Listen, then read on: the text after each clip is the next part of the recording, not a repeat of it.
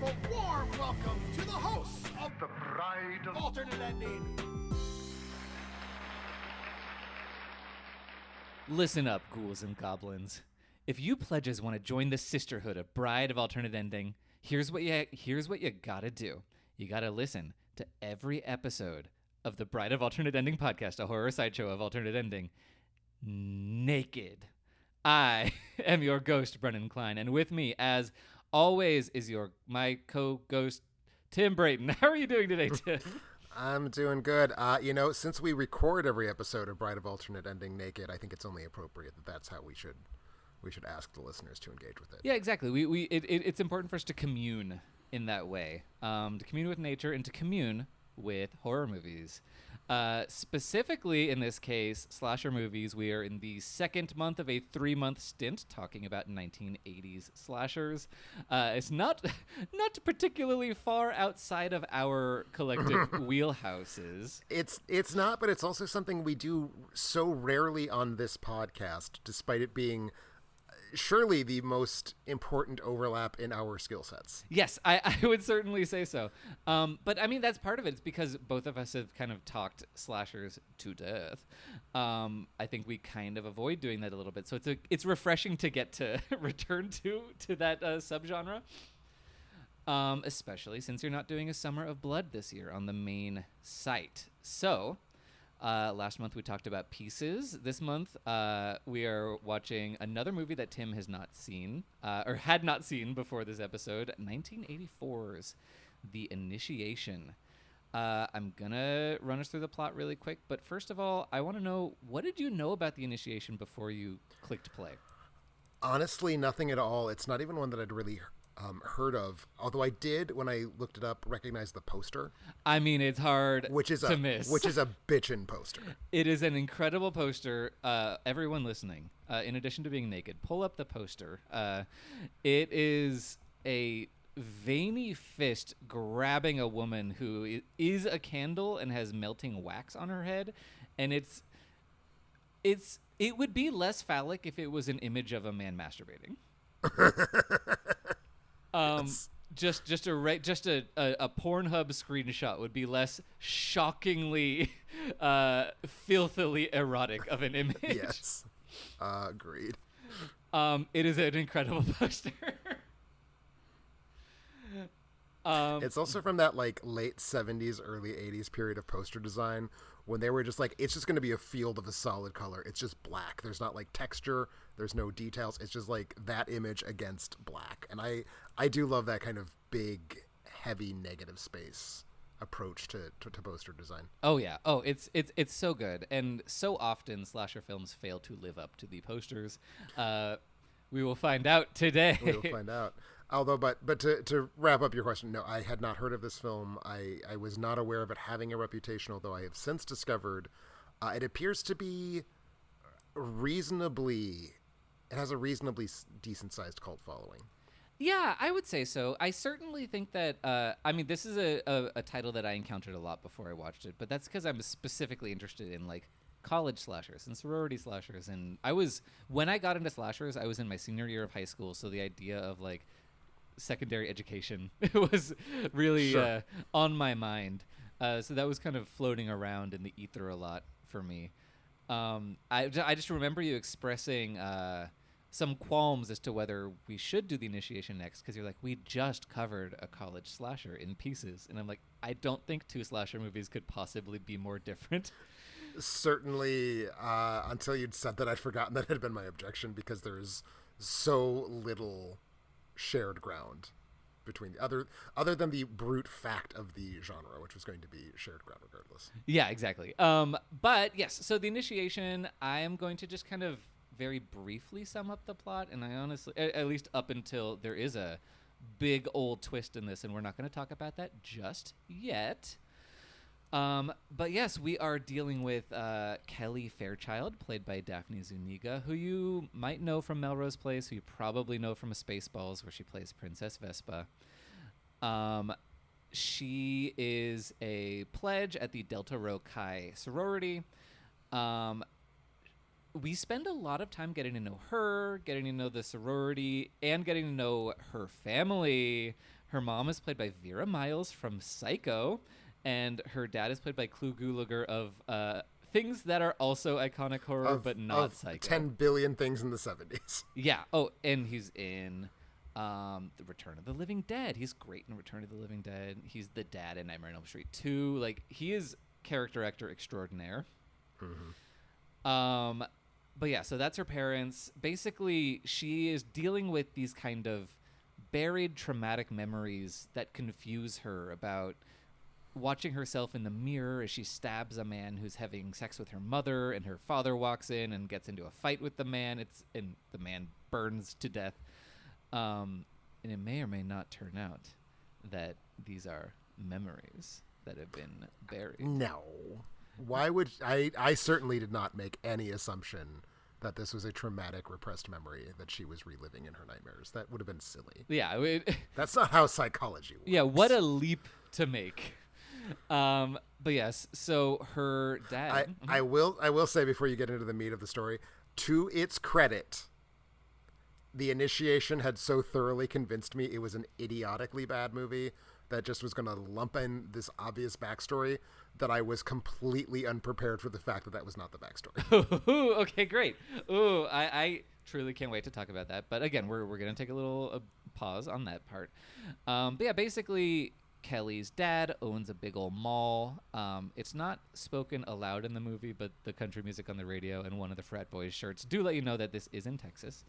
The mall is actually a Texas, I think it's a Dallas institution. It's kind of like I think so. Yeah, it's kind of like a business park rather than an actual mall, which is why it looks like a brutalist, weird, terrifying building. But yeah, her dad owns a shopping mall. And she and her fellow pledges, who have been whittled down to 4 and then 3, and not by the killer, but just by the main sorority girl being awful to them. Yes. They have to like go in and seduce the night watchman and bring back his uniform. And guess what? They show up at the mall in the middle of the night. The sorority girl and some frat boys show up also to freak them out and lock them in. And wouldn't you know it, they're also locked in with a killer. Dun, dun, dun. Mm-hmm. Mm-hmm. Who, as we can presume, has escaped from a nearby mental institution during a sequence of pure chaos. That's kind of the thrust of the movie. Yes. So, Tim. Yes, Brennan. We don't get to the mall for about half the movie. This is the thing. We don't get to the mall for so long. Yeah, I don't mind this, but how do you feel? I would probably... I looked back over your Letterboxd relationship to this movie. You've logged this movie 3 times. Sure have. And you have increased its rating across those 3 times. I think the first time was 3 and... The last one was 3.5. The first and second were 3. So I am optimistic that should I return to this movie, I would like it more, because there was a really definite when are we getting to the fireworks factory element for me.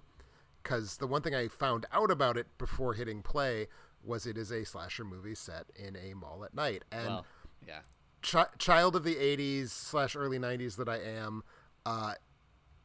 empty malls, empty department stores, the mall at night, that's just a setting that just has this kind of deep, like, spiritual resonance for me. Like, as a child walking through these spaces when there were still thriving malls, I always got like excited to think about what would you do if you were in this space and there was nobody there and you could just like interact with it and play with the stuff.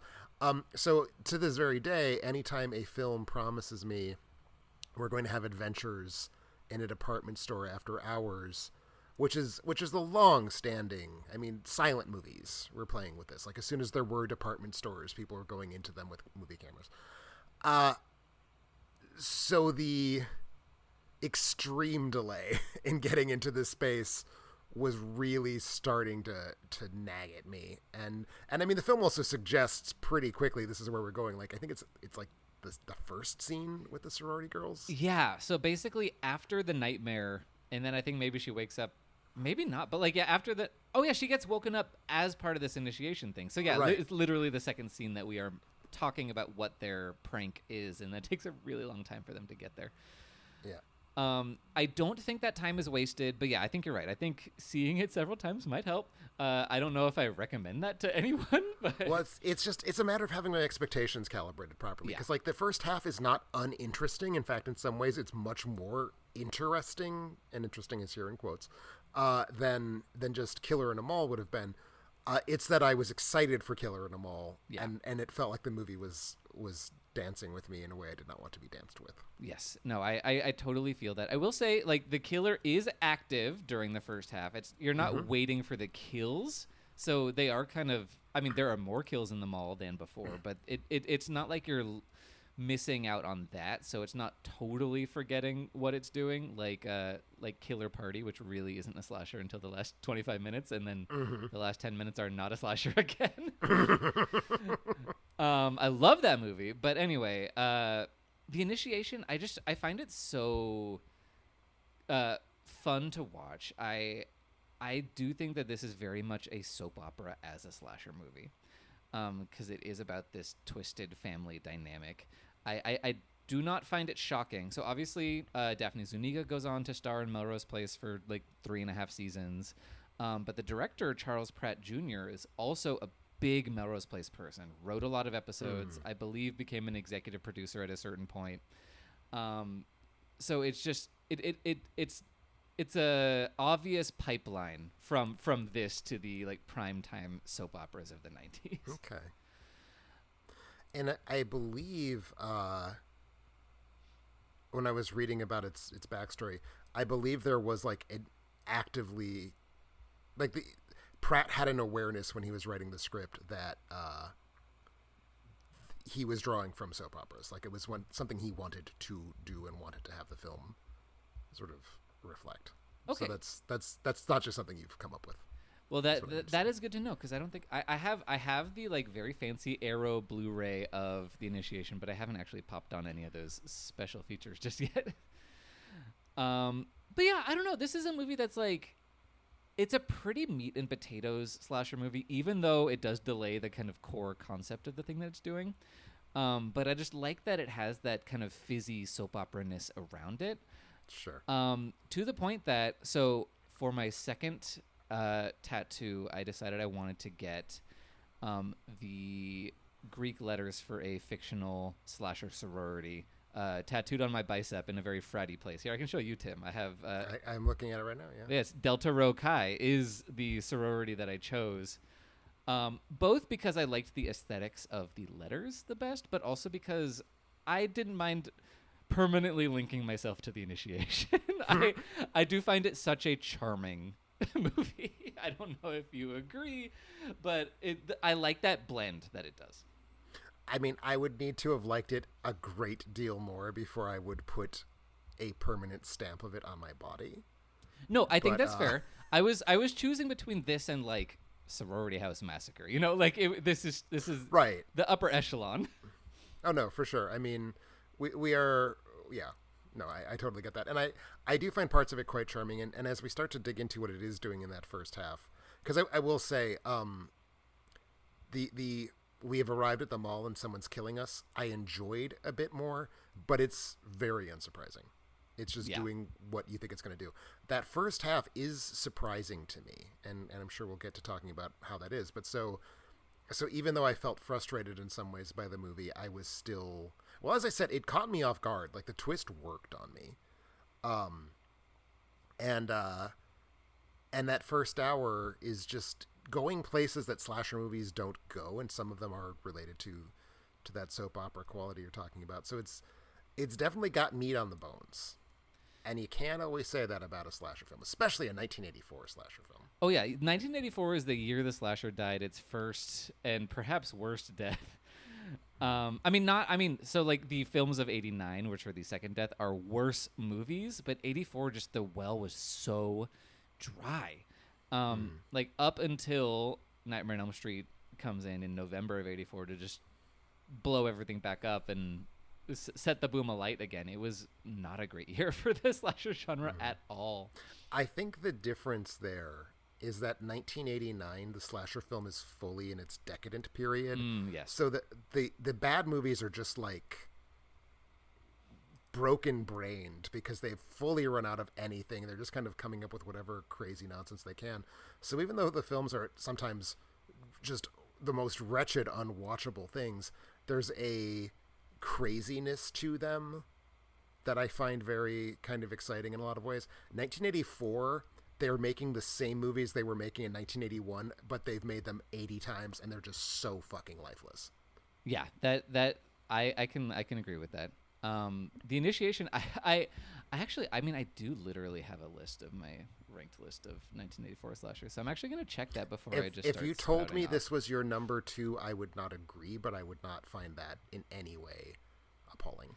Yeah, because there's so little to really compare it with. I think it certainly has to be in my top 5. I don't see a world where it isn't. But like really in 84, oh yeah, I have it at number 4 behind Elm Street, Friday the 13th, the final chapter. That's okay, 84. Yeah. That's I do think that's the platonic ideal of the 1980s slasher. It's not my favorite Friday the 13th, but in a way I feel it's the most perfect Friday the 13th. Yes. It's doing everything that people always thought Friday the 13th was doing. Yes. And then it's Silent Night, Deadly Night, and then The Initiation. Okay. So it turns out I would actually rank it higher than you would amongst 1984 slasher films, because I did not care for Silent Night, Deadly Night. Okay, I totally get that. It's another one that I just I've maybe watched myself into submission on. I've seen it so many times. It's certainly iconic. Yes. But literally 1984 is so dry that my number 5 on that list is Innocent Prey with PJ Souls, which I think is, I made you watch for last year's Summer of Blood, but it's not like a great slasher. It's just kind of a surprisingly good thriller for 30 minutes, followed by a less good thriller set in Australia. But anyway, yeah, 84, very weird year. So anything that's delightful or anything that's surprising you really want to embrace. And what did surprise you about this first part, this first movement? So going back to something you said, you got into slasher movies and you first heard about this movie as a high school senior preparing yourself to go to college. Uh-huh. And I gather that you did not first watch The Initiation at this point. I can't recall what age I was when I first watched The Initiation, but I imagine I would have already been a freshman in college. Okay. Because if you had watched this film as a preparation to go to college, you would have an actually decent idea of what college looks like in certain ways. This is such a probably inside baseball-y thing to find interesting to care about. This movie, using a TA rather than a professor as its stand-in adult, is just so much smarter than I think movies about college, even non-horror movies about college. It's aware of the hierarchies in a university, and it's aware of how undergraduate students interface with that hierarchy. And there's kind of a lot of it that's all about her building a relationship with her TA that then explodes into the plot and reveals things about the twist. I found all of that really unexpectedly dense and character driven and accurate. Well, I am really glad to hear that, from your inside perspective. And I also definitely get from my experience, I understand being an undergraduate having sexual tension with a teacher's assistant. But yeah, and also there is a lot of hierarchy, or at least in that bit. I mean, obviously, we don't really see them ever going to class, but we do see her interacting with the psychology department and the TA, and also his assistant, I guess, Heidi, who I do love. She's incredible. That part was unclear to me why the TA has a TA. Yeah, I don't know. I liked her. She was my favorite character. Yeah, she's a really good kind of sassy Girl Friday character, which maybe this movie wasn't crying out to have one, but I'm glad it did.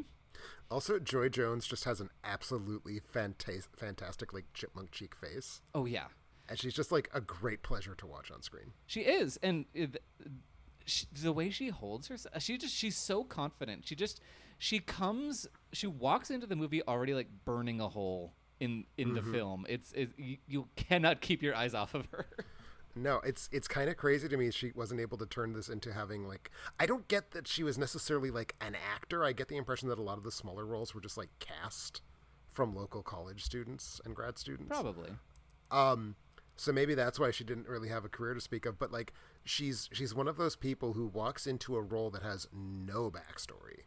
The character of Heidi does not have any sort of depth on the page, and she just, like, inhabits that role with such a strong personality that, like, you read into what we're seeing things about Heidi that are just completely not in the writing and probably not germane to anything, because she's like a secondary, tertiary character. Oh yeah, she's not important at all, and she is one of the two. Like, so she gets to survive the movie by virtue of just not being that important to the movie. Right. And there's also a sorority girl named Beth who gets to survive the movie because right before the prank, she goes, "You know what? Fuck this. I'm leaving." And she gets out. She gets out alive. Yep. But yes, I was looking it up just now, and yeah, Joy Jones was a student at Brookhaven College, so they just pulled her out of that, and she just nailed it, knocked it out of the park. Another student that they pulled out of Brookhaven College was Hunter Tylo, who played the character Allison. I don't remember any of these girls' names. She's one of the main pledges. I believe the one who is the sex pot and not the virgin / we'll talk about that. But Hunter Tylo did go on to be on The Bold and the Beautiful for a very, very long time. So I think this movie definitely was good to have on the reel for getting into soap operas. Sure. But yeah, sorry. And according to this, was cast in Melrose Place and was prepared to leave The Bold and the Beautiful to do so, but was fired by Erin Spelling prior to filming because she announced she was pregnant. Oh, and that was sounds therefore right. able to sue.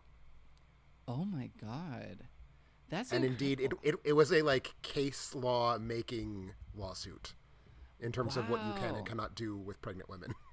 That's incredible. Thank you, Hunter Tylo. Yeah. Oh wow. Okay, she was gonna play Taylor McBride, who was eventually played by Lisa Rinna, a future Real Housewife. So television soapy drama, like, runs in the veins of all of this.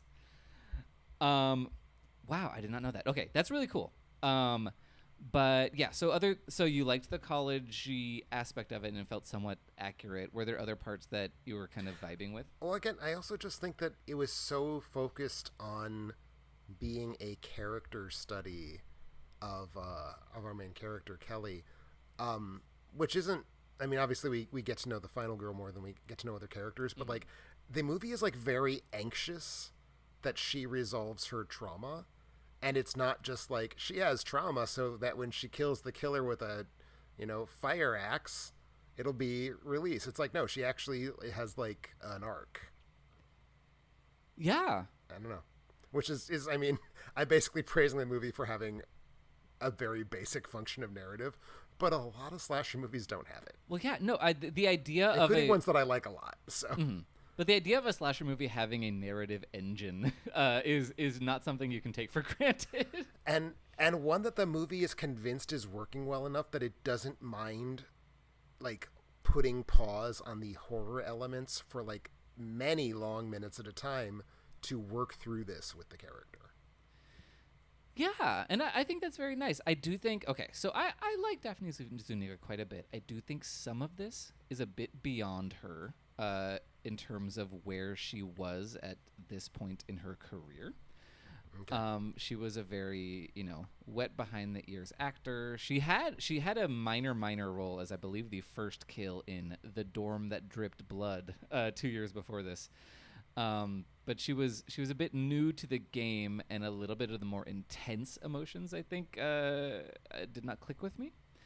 But I do find her a very, very pleasant screen presence to spend time with. I think she's a very capable persona on screen for the most part, and I think she works better when she's playing someone cool, and Kelly's not really cool.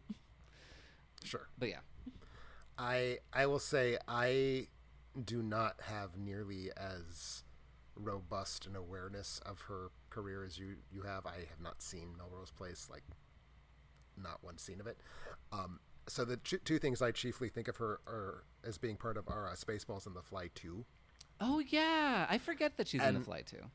And I think given the role in The Fly 2, she's fine. I dislike her in Spaceballs. Oh, that's interesting. See, because I haven't seen Spaceballs since I was a kid, so I only have a sense of, like, she is iconically in that movie, so I assume that she's good. So it's interesting to hear that maybe she's not. I probably like Spaceballs less than the average person born in 1981. My feeling is that Spaceballs is just singing when it's the villains, but when it pivots over to Daphne Zuniga and Bill Pullman, I just almost immediately lose interest in watching it. Okay, I think that's fair, and I don't doubt that I will feel similarly if I ever decide to watch it again. Have you ever seen The Sure Thing, which she's in, the Rob Reiner movie? I have not seen The Sure Thing. Okay, it is a film I am aware of as something I probably ought to have seen between the Rob Reiner of it and the perhaps the John Cusack of it. I'm not sure, but more so the Rob Reiner of it, I would say. Yeah, and I did not realize The Sure Thing was a thing until the Rob Reiner tribute at the Oscars, and I was like, why is Daphne Zuniga on stage at the Oscars right now? I feel like the Rob Reiner tribute cycle maybe erred on the side of claiming a lot of Rob Reiner movies that are merely fine are great. I think that's fair, and I think that I do think that that is a historic thing that people do with The Sure Thing because they want to connect Spinal Tap into the Reiner run. Right. Right. That's the sense that I get not having seen The Sure Thing. But yeah, anyway, so yeah, but did you have you have less experience with Daphne Zuniga, but how did you feel she was as Kelly? I mean, the bar for being the female lead in a slasher movie, like the peaks are actually pretty high, but the lows are scratching into the magma of the earth. Yeah. So she's not uniquely bad, certainly.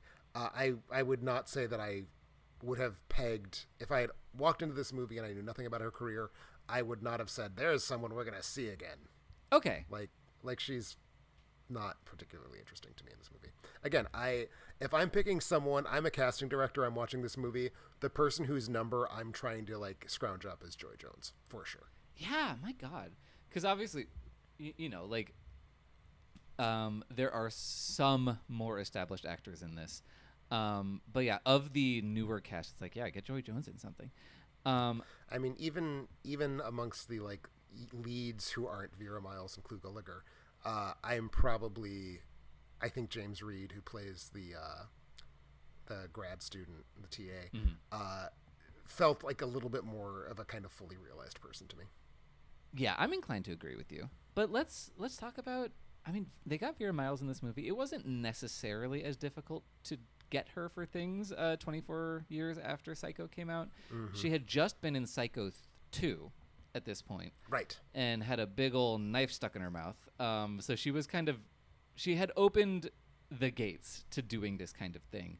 But how did you find her in this? Did you enjoy her being here, or were you like, ooh, you're kind of slumming it and it's not so good?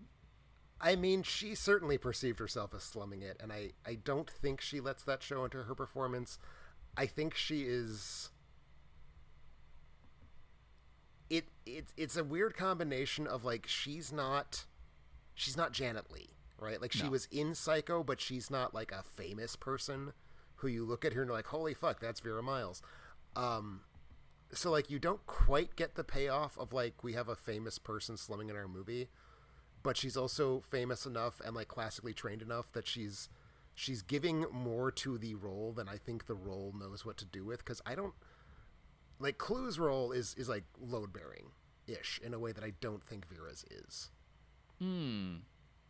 Yeah, which is strange. Although she's in the movie more, and she does...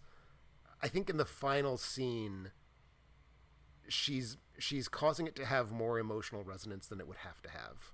And I don't want to go into the details until we're ready to break into spoiler territory, but that sequence hits harder than I think it might have done, in part because of her facial acting.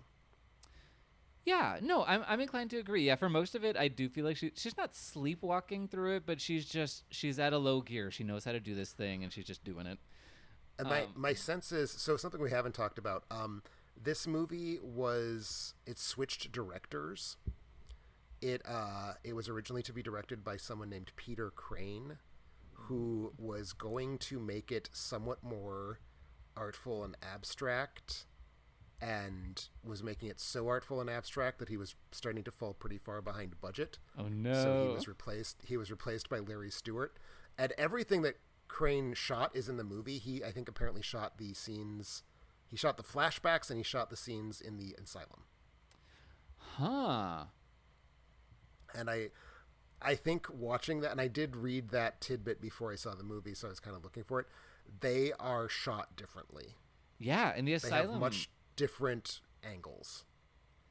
Yeah, and there's a totally different rhythm to that asylum sequence too. That's really interesting. But apparently Vera Miles signed up because she thought Crane was like interesting, and her casting session with him like went very well. Apparently she was excited to work with him. No. So he gets subbed out. She's still contracted. I think that explains some of why her performance feels a little just there. Yeah. Oh, that makes so much sense. Also, I realized as you said this, I attributed Charles Pratt. Charles Pratt Jr. as the director. He's actually the writer. He's the guy who went on to. He's just the writer. Yeah. Yeah, I don't think Larry Stewart went on to much of anything. Well, Larry Stewart's name does not have a Wikipedia link. I can tell you that much. Sure doesn't. I'm pulling that up right now. But let's talk about the second half. How did you feel about it as a slasher once it really kind of turned on the slasher engine and got to the mall? I think it suffers from the thing that 1984 slasher films suffer from, which is that the guardians of moral decency had really just said, enough is enough. We don't want you making these movies. So they just don't get to be very bloody in 1984. And I'm always going to be disappointed when a film has as relatively dry kills as I think this one has. Oh, see, here's the thing. I think I felt that way the first time I watched The Initiation. But I do think, so first of all, you are seeing a lot of the aftermath of kills. It's not really off screen. You are seeing like things sticking out of people. And in the case of an arrow sticking through a body, it does not look good. But you are seeing like a trowel in Clu Gulager's neck, and you are seeing some stuff. But also there's something about the blood that we do see on car windows, on hands. It doesn't look real. It's very, very, very dark. But it looks, because of that, it kind of looks hyper real. Like it's very, very vividly colored, and it's very drippy and wet. It's very specifically wet in a way that I don't think a lot of slasher film blood of this time is. Like you can just see it dripping off of people's fingers, and that really kind of, it grosses me out, and it kind of makes it feel more visceral to me. But that's something I don't feel like I really clicked with until the second or third. You're certainly modeling for me the belief that I do need to see this movie again. Okay, yeah, give it 2 years, throw it on a Halloween. Yeah, I was gonna say probably like Halloween 28 will be the next time that I visit The Initiation. But beyond the sort of limitation of a 1984 slasher film, it's just not going to have Giallo level gore, and that's just the reality. I was fond of it. Like I said, a movie where dissolute teens are fucking, or 20 somethings, however old they're supposed to be, are fucking around in an abandoned shopping mall / department store. There's always going to be something there for me to grab onto. I mean, even something as just completely dire as Sorority Babes and the Slimeball Bolo-rama, which takes place in a mall after hours, there's still like a sort of tickle of location shooting pleasure for me in that movie. And that is a movie that does zero good things. Yeah, I was going to say, I appreciate that you found anything to like in that movie. But so a movie that's generally okay, and The Initiation is generally okay. I mean, I don't love it, but it's not bad. That's just going to have an absolute leg up. So I was fond of that. Once they get to the mall, once they're dicking around at the mall, I was enjoying myself. If I had enjoyed the entire movie at the level I enjoyed the last half hour, I would have very comfortably giving it 3 stars. Okay, well that's really nice to know. And yeah, I don't know, like that stuff is, like I said, it's kind of meat and potato slasher, especially once it gets to the mall. But those, if you love a slasher, that's what you're here for. It's fun. It's just really nice and charming. I think there is a, Larry Stewart is maybe more of a workman-like director. I don't think he presents what we're looking at with that much atmosphere, but they're getting a hell of a lot out of that mall, out of that building. It's so imposing and silent, and the way that it's designed, because again, it's not quite a mall. Like, it's a place with stores that's not a mall. Like, you can't just walk into that building. It's called like the Dallas Business Center or something. I gotta look this up, because I looked it up like last year, because I was like, can I go to this? But yeah, it's something where it's like you have to like actually be there on business to get in. It's called the Dallas Market Center.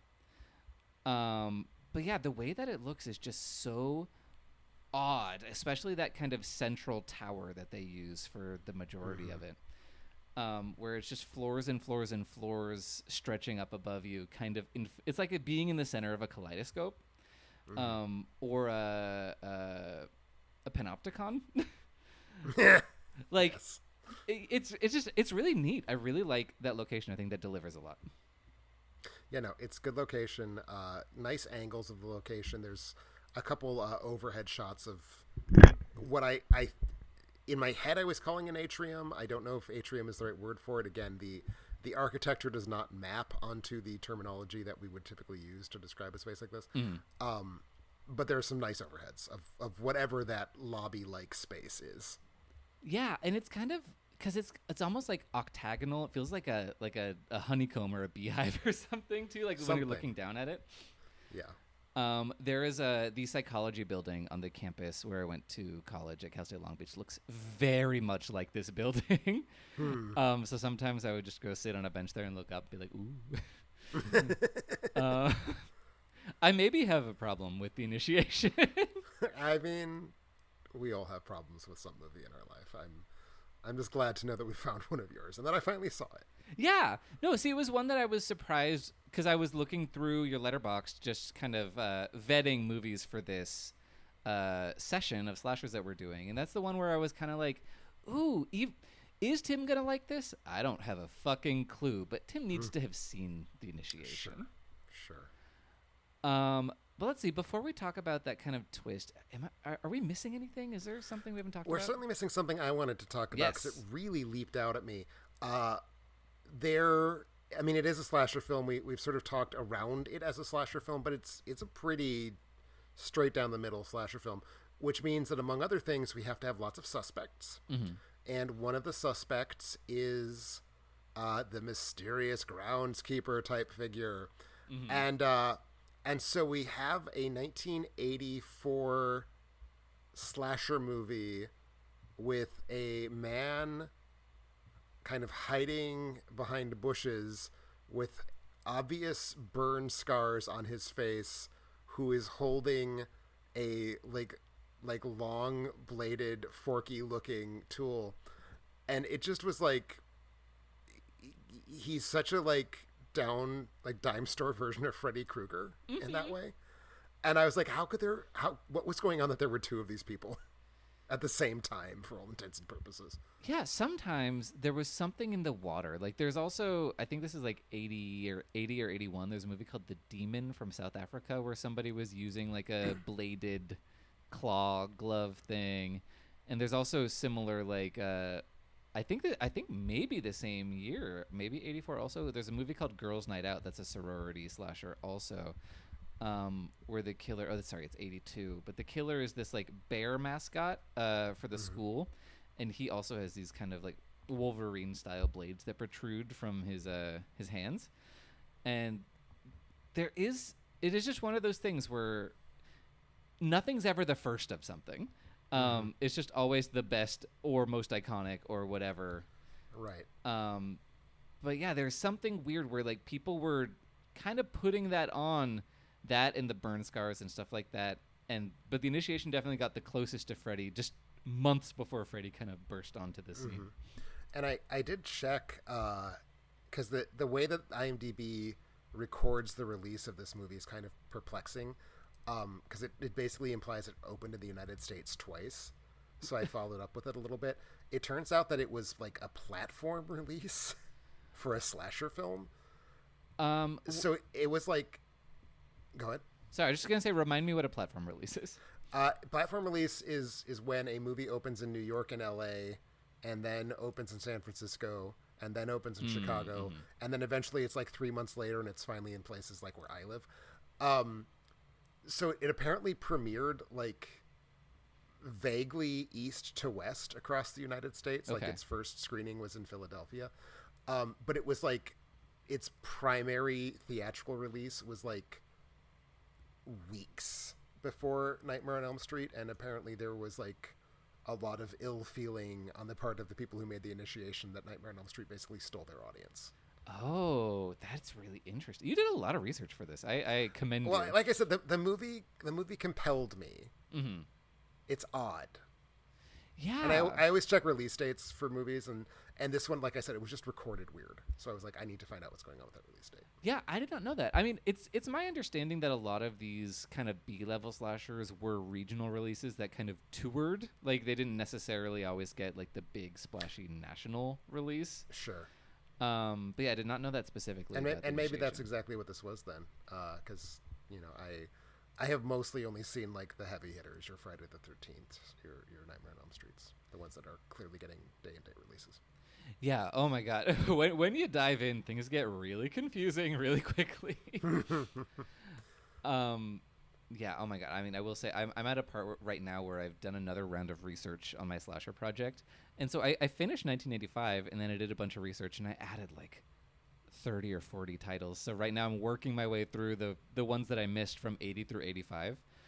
And coming up, I have this movie from somewhere in East Asia, but it's called Pituitary Hunter. It's a good title. Oh, it's a great title, but it's also just like these are movies you weren't gonna get in the in the multiplex. But yeah, that's from Hong Kong. Oh, and then it might be good. Hong Kong made some good weird slashers in the 80s. Oh, interesting. But anyway, that pre-Freddy thing is interesting. Was there anything else before we talk about the twist other than that? I think I'm ready to talk about the twist. Okay, spoiler alert, everybody, for The Initiation, 1984. Which again, I want to emphasize, I was flat-footed by this twist. So I do think we should perhaps invite our listeners to contemplate whether they want to continue on with the episode. How often do you get surprised by a slasher film? Yeah, and it is... So, and maybe you'd be more savvy than me. Maybe you'd be way in front of this movie. I was just not prepared for this twist at all, basically. Okay, and the spoiler veil lifts now. It is the soap opera-y twist of them all, which is that Kelly has an evil twin? Yep. And what looked like a mirror was actually her twin stabbing. I was a little confused. Is she stabbing their dad, or is she stabbing the guy who was having the affair with their mom, who turns out to be Clu Gallagher? Yeah, she was stabbing the dad. Okay. The guy having the affair... Wait. Oh, no. Wait, now I'm confused, too. Fuck. Because I think she was stabbing... So she walks in and she sees someone having sex with their mom. We now retroactively know that the mom is having sex with Clu Gallagher. I think that's the one who gets attacked. Yeah, so I think it's that... So the twin stabs the man who is who Vera Miles is cheating on her husband with, which is Clu Gallagher. It's the father who gets set on fire. Yes, yeah. So because the father is the fake Freddy Krueger. Yes, the Clu Gallagher gets stabbed. The father is the fake Freddy Krueger. He's the one. Like, he gets out the worst in the fight, but both of them survive. It is confusing. Yes. Clu Gallagher is the whatever the masculine version of a mistress is. I don't think we have that word. But he is Vera Miles' mistress, and he is now Kelly has been raised as if he is her biological father. Correct. She does not know that she has a biological father who is burned up and just working as a groundskeeper at an institution. And there's a twist inside the twist, which is I at least briefly misunderstood that the creepy groundskeeper may have been an escapee from the asylum, because they're talking about the escapee from the asylum, but it turns out they're talking about the twin sister, but they've kind of allowed us to misunderstand it to be the father, or the groundskeeper. Yeah, so he is not an inmate, but he has not attempted to visit his daughter Kelly, although he is constantly gardening near his other daughter, who I think is named Terry, though she is not named in the movie, if I recall correctly. I believe you're correct.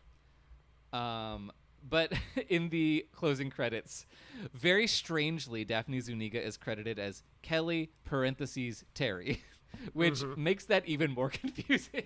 Right, because that implies that there is one character who was raised as Kelly despite being christened as Terry. Yeah, don't even worry about that. Terry is her evil twin, as we learn when the TA finally shows up at the mall. Embraces Daphne Zuniga only to find out via a sharp weapon in the gut that is not who she thought she was. Correct. So yeah, the twist actually, it got you. Do you think it enhanced your experience of the movie in some way, by virtue of doing that? I do. I think there's just a treat in assuming you're watching some idiotic formulaic thing.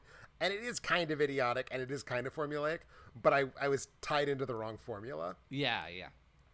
I think it's neat whenever a movie that doesn't need to try does so. Yeah, I think that's true of so many things. Does. Mm-hmm. Yeah. Yeah, it does. It's a movie that tries a little harder, and just a little, but a little harder than it really needs to in a lot of ways. And I think that's part of why it's kind of scrappy. It just feels like, oh, you're doing your best. You're like trying to entertain me and mostly succeeding. Yeah, and like to go back to a thing that's trying harder than it needs to be, and B that I mentioned earlier, Vera Miles shows up and shoots evil Terry to save good Kelly, and the look of just like, horror's the wrong word for the look on Vera Miles' face. It's more just this kind of like emptied out shock that she knew she had to kill to save her daughter, but she sort of didn't own the fact she was killing her other daughter until it was done, and now she's living with that fact. And like, it's the only moment that Vera Miles feels like awake in her performance, but by God, it's a good scene. Yeah, it's a good scene, and it's really, really good that she is delivering in that scene, because the movie kind of dissolves after that. Like, it's just it is simply done. It gives you enough to know that the TA is still alive, so he can proudly fuck Kelly Fairchild at some point in the future. At some point after the stitches in his gut have been removed, because you cannot put stress on your abdomen. No, when you've got that wound healing. No, you really can't. Just gonna reopen it. I mean, you can get one of those post-surgery like girdle things. Perhaps I had one before. It was quite exciting. Just to be wearing a girdle. Anyway, all I'm going to say is that at one point in my life, I had pelvic. This is a cancer story. I'd had pelvic surgery to remove the part of my body that had cancer on it, and then I had to perform certain actions to submit samples to a sperm bank in the event that I wanted to have future children. Oh, and I felt like I was tearing my body in half when I did that. Yeah, I don't recommend that. And so I'm just saying, the TA should not orgasm for at least a couple weeks. Okay, I think that's fair. I will say, I think I spoke in a way, not necessarily intentionally. I was not having sex while recovering from surgery with this girdle. I just found it entertaining to be wearing this girdle more than anything. Fair enough. I was like, you're holding in my guts. Right. And that was also the surgery recovery where I watched, this was in high school. I watched the original Muppet movie from 1979 and the Texas Chainsaw Massacre, the original, for the first time on the same day. That was a great formative day for me. I don't dislike that as a double feature. Oh, honestly. It was incredible. It was really just soaking in the 70s and also painkillers, which is appropriate. And I feel both of those movies would be enhanced by being in a painkiller haze on top of that. Oh yeah, and for the record, I was lucid enough. This was like a couple days in, so I was on painkillers, but not completely out of my mind. Okay. Really, truly incredible. Highly recommend it. What are we talking about? I'm really distracted on this episode. Well, I mean, to a certain extent, the thing about The Initiation is that although it's like, it's got a lot of interesting moves and it's reasonably well built, it is such a slasher movie. Like, it's like so much of its length, it's just doing the thing. Which I find satisfying. You and I like the thing. But you can only find so many ways of saying that it's doing the thing, or even thinking about how it's doing the thing. Yeah, I think that is completely correct. And I think we've really... It's like sometimes you want to go to McDonald's because you want the taste of McDonald's in your mouth, but you are not then going to review McDonald's. You're going to be like, I ate McDonald's, and everyone knows what you're talking about. Yeah, that'd be kind of a pointless thing to do. I'm cutting off a potential tangent at the tail. I'm not going to say the next thing I was going to say. But How dare you? Should I say it? Yes. Okay. Well, I was going to say, I think that exact thing that you said is a running aesthetic and thematic through line in the new movie Teenage Sex and Death at Camp Miasma, which I just watched yesterday.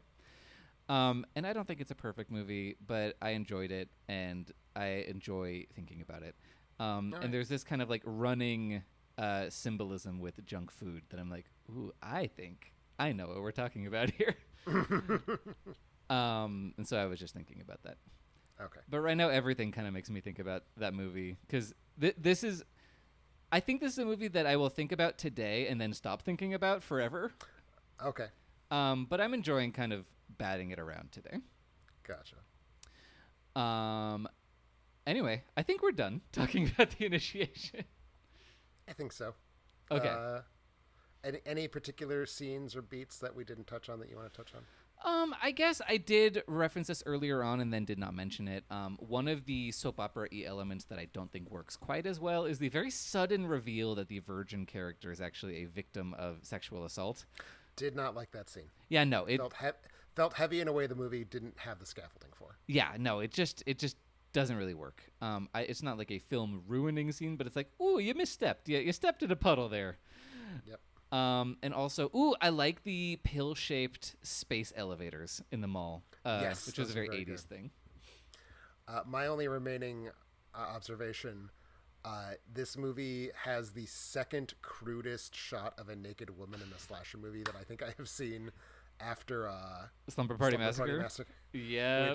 Which I believe it is actually Hunter Tylo. I wasn't 100% sure who Hunter Tylo was, but there's one character who's taking a shower. They're like, a bunch of the girls are milling around, getting ready for the prank, and the camera like starts with her lower abdomen in frame, so like you see her pubic hair and then like her rib cage, and then it's like the camera's like up, her vagina needs to be dead center in frame, and like drops down, and then rises back up to see her boobs, and it's like this is caveman art. What are we doing? Oh yeah, it's really blatant, and also so that happens, and then she gets out of the shower and enters the scene. Like the scene has not begun. We are just taking an interlude. Exactly. Yeah, it's really brazen. Although, I mean, with the potentially incorrect assumption that the women participating in these scenes in slasher movies are like active and willing participants, like I love that kind of like cheesily brazen. Oh, I mean, TNA. I'm clearly not saying I judge this movie morally. I think the sexual assault scene is far closer to being like, this is actually like not a good thing to have done. Mm-hmm. No, it's part of the joy of it. Like, again, part of the reason we talked about Friday the 13th 4, part of the reason that's like the Friday the 13th, it has so fucking much TNA. Oh yeah. Oh my and like god. this is one of the things that you're here for. It's like, yeah, that is you are correct. I needed to see the pussy center framed, and the fact that you didn't have it there was a problem. Yeah. And yeah, you know, we should all be appreciating the human bodies in the human body in a way that is fun and light, and that was not always the case on set. You know, people were being exploited, and there are things that are bad. Right. But like when everyone's just having a good time and being naked, A+. Like there's nothing wrong with that. Exactly. And this does not have the vibe of a movie that people were being like exploited on set. It's no, I don't think just so. like fizzy for that. Yeah, I would certainly hope so. And I think the last thing that I will say, there is a kill where as a girl is dying, she is broadcasting her death over the intercom at the mall. Yes. The dubbing of her screaming is really bad, and I think that is a scene-ruining mistake. I would completely agree. Okay, great. Because it's a scene about audio, and the fact that her screams in her mouth do not match is a big problem. Yeah. Almost felt to me like they just were like stuffing in like library screams. Yeah, kind of. Like I wonder if the actress just was not capable of screaming, because not everybody is. Yeah, I don't think I could scream, actually. Like my throat is so... I've tried. Yeah. I think you've tried on the podcast maybe even. Well, I mean, I wasn't going to try screaming into a microphone, but I think I have mimicked what I can do. Yeah. To scream.